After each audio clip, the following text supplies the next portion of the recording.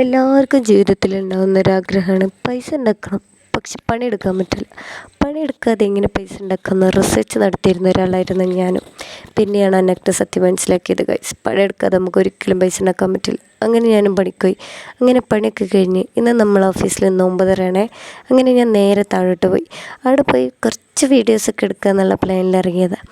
അപ്പോഴാണ് ഞങ്ങളുടെ അവിടുത്തെ ഒരു സാറ് മൈക്കൊക്കെ കൊടുന്ന് പാട്ടിടാൻ പറഞ്ഞു. സംഭവം ഞാൻ ഭയങ്കര കലാകാരിയാണെങ്കിലും പാട്ട് ഞാൻ വേണ്ടെന്ന് വെച്ചു.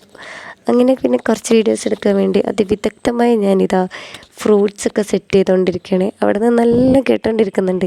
ഇപ്പോൾ ഒന്ന് വീഡിയോ എടുക്കാൻ വേണ്ടിയിട്ട് വെറുതെ ഷോ ഓഫ്.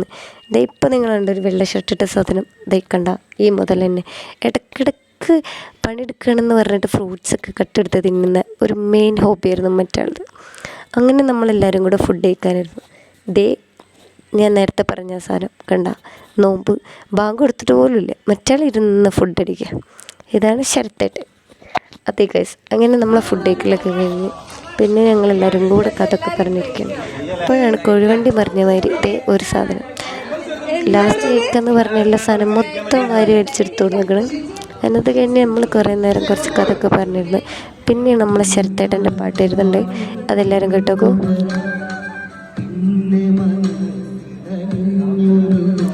അത്രയൊക്കെ കേട്ടാൽ മതി. അത് കഴിഞ്ഞ് നമ്മുടെ സാദിയാൻ്റെ പാട്ടുണ്ട്.